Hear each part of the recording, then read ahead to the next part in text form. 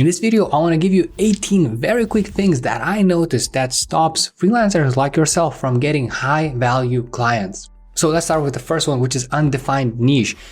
When you're trying to serve everyone instead of specializing, which dilutes your messaging and just makes you less memorable. Weak value proposition, focusing on features where saying I do web design instead of focusing on outcomes. For example, I boost sales by 30% with conversion focused sites. It sounds a whole lot different than I just do web design. Poor positioning and branding. So generic names, logos, and inconsistent messaging across your website, LinkedIn, and proposals is just not the way to go.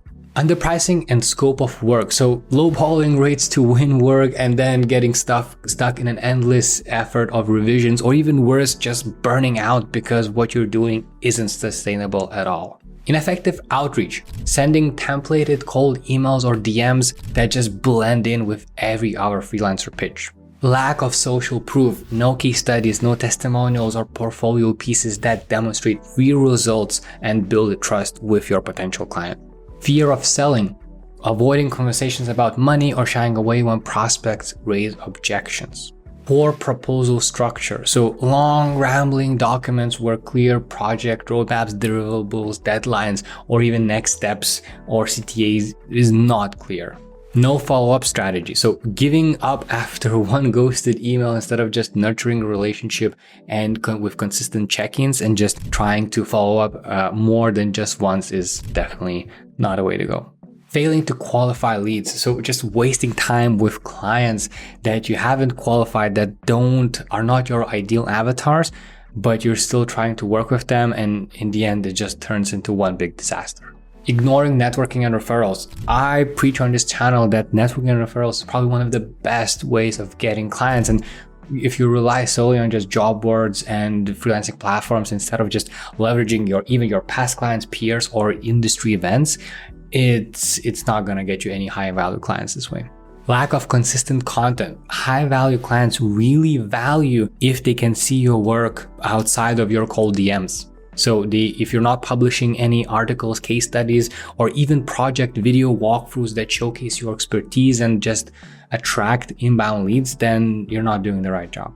Unclear client journey. So if you don't have a streamlined onboarding process, proposal flow, you're just leaving your prospects confused whenever, and even yourself, because whenever you start a new project, everything starts from just basically zero. So it's complicated and confusing for client because the client gets different type of thing each time, and then for you it's also very difficult to deliver on the same results when there is so much chaos involved and you cannot actually scale this.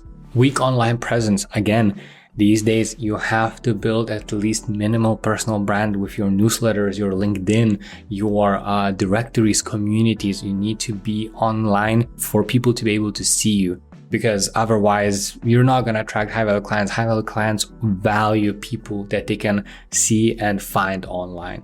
Then we have mindset blocks, and there's self-doubt, imposter syndrome, or just belief that no one will hire me. It shows in your pricing and your confidence whenever you're pitching to clients. So if you don't believe yourself, clients, especially high value clients, won't believe you either. Over-reliance on just one channel. So if you're putting all of your eggs in Upwork, Fiverr, or just one social media platform or just one strategy, and you are not diversifying, again, you're not going to attract high-value clients if you're only focusing on one different platform. Ignoring feedback and iteration. I think that's the most crucial part. If you're not learning from your mistakes and you're not serving your lost prospects, you don't understand why they didn't work with you, or you're not tweaking your pitches accordingly, then if you don't know what to improve, you're not improving. And this won't get you closer to the high value clients.